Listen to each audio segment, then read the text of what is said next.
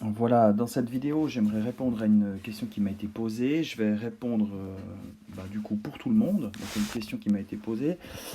La question c'était comment trouver les zéros d'une fonction quadratique. Alors, comme l'indique le titre de cette note, hein, j'ai appelé ça zéro d'une fonction quadratique, résolution des équations de degré 2. En fait, ces deux choses sont quasiment équivalentes. Trouver les zéros d'une fonction quadratique revient à résoudre une équation de degré 2. Alors vous imaginez que vous avez une fonction quadratique, donc cette fonction est de la forme f de x égale ax carré plus bx plus c. Et puis, comme je l'ai déjà dit dans le cours, et comme c'est écrit dans votre polycopier, trouvez les zéros, cherchez les zéros, cherchez les zéros de f, c'est résoudre une équation, c'est résoudre f de x égale 0. C'est-à-dire, quand je dis f de x égale à 0, c'est équivalent à dire que ax carré plus bx plus c égale 0. Donc, si vous savez résoudre ce type d'équation, vous saurez trouver les zéros.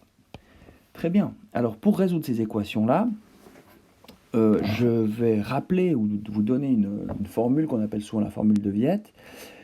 C'est une formule qui s'adapte vraiment bien à ces situations et qui marche dans tous les cas. Cette formule va vous permettre de vous sortir de toutes les situations. Donc c'est son avantage. Son inconvénient, c'est qu'elle implique quelques calculs, peut-être des calculs parfois superflus, qui peuvent parfois vous entraîner à faire des fautes. Donc attention quand même. Hein. Donc, de manière générale, si vous devez résoudre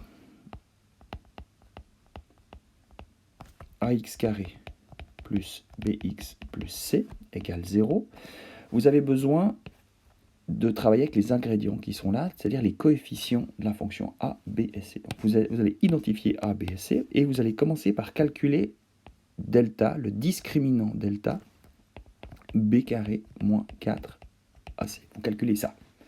Vous commencez par ça. Je rappelle que si, donc ça va être un nombre, hein, b carré moins 4ac, comme a, b et c sont des coefficients, sont des nombres, donc b carré moins 4ac sera un nombre. Si ce nombre est positif, vous savez que vous aurez deux solutions. Donc 2 zéros. Si delta est nul, vous aurez une solution. Et puis si delta est négatif, pas de solution. Donc ça veut dire respectivement, dans ce cas-là, vous aurez 2 zéros. Dans ce cas-là, vous n'en aurez qu'un. Et le 0 sera en fait le sommet de la parabole. Et dans ce cas-là, ça sera votre parabole n'aura pas de 0, votre fonction n'aura pas de 0, donc la parabole ne coupera pas l'axe OX. Alors, la formule, c'est la chose suivante. Donc, première chose, vous calculez ça. Deuxième chose, alors, dans l'hypothèse où si delta est positif, j'ai dit il y a deux solutions. Deux solutions. La première, je vais l'appeler x1, c'est moins b plus la racine de ce nombre delta que vous aurez calculé, divisé par 2a. Et puis x2, c'est moins b moins racine de delta sur 2a. Ces deux nombres, ces deux solutions vous fournissent les zéros de la fonction. Les zéros de f. Si delta était nul, vous avez une solution qui est x égale moins b sur 2a.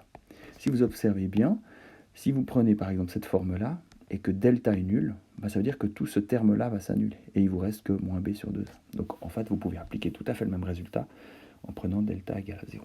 Donc l'air de dire que vous n'avez pas besoin de retenir ça par cœur. Il suffit de reprendre cette formule ou cette écriture, et vous allez voir que cette partie-là est nulle. Et puis comme j'ai dit, si delta est plus petit que 0, alors il n'y a pas de solution. Donc pas de 0. Hein. Je le réécris une fois.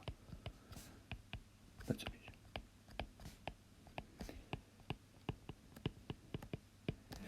Alors tout de suite, je vous propose un exemple pour compléter cette vidéo. Exemple.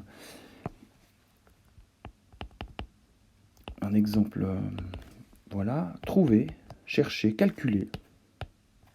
Calculer.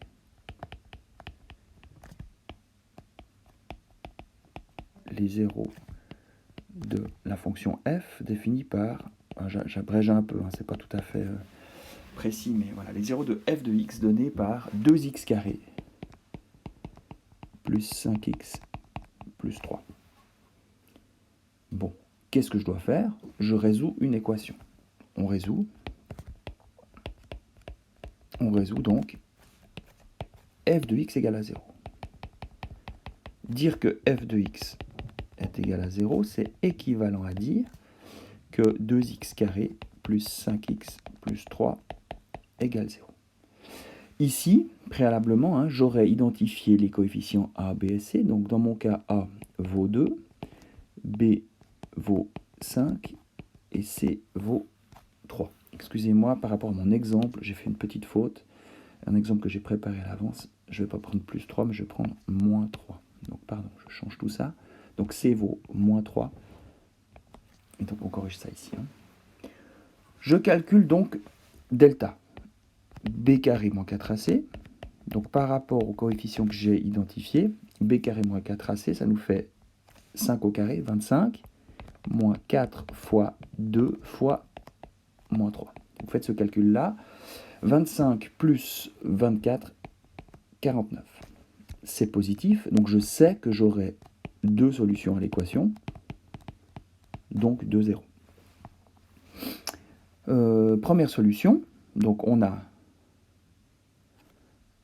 Première solution, on a dit, hein, si je reprends la formule, je vais utiliser ça ici, hein, moins b plus racine de delta sur 2a, moins b moins racine de delta sur 2a, je vais prendre ça comme écriture, donc moins b, c'est moins 5, plus la racine de delta, la racine de 49, 7, sur 2 fois a, 2 fois 2, 4. Moins 5 plus 7, 2, quart, on simplifie, une demi.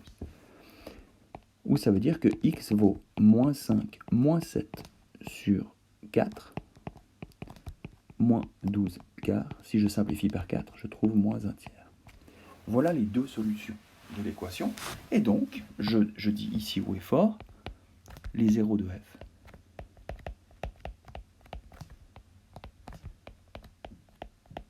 sont moins 1 tiers.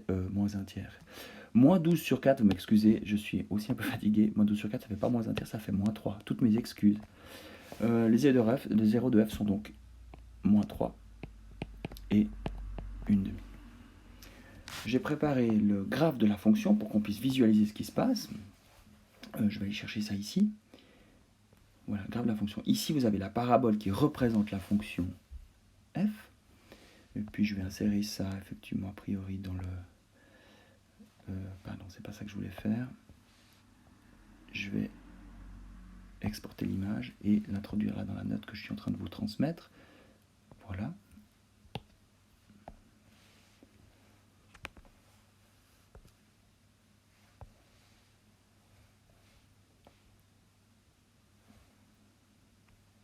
On va recadrer un tout petit peu ça.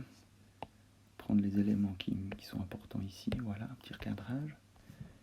Ce que je suis en train de vous dire, c'est qu'effectivement, les zéros, ils apparaissent ici en moins 3 et en une demi.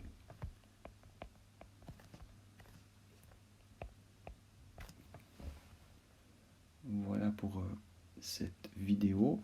Excusez-moi encore pour les petits cafouillages et les fautes de calcul.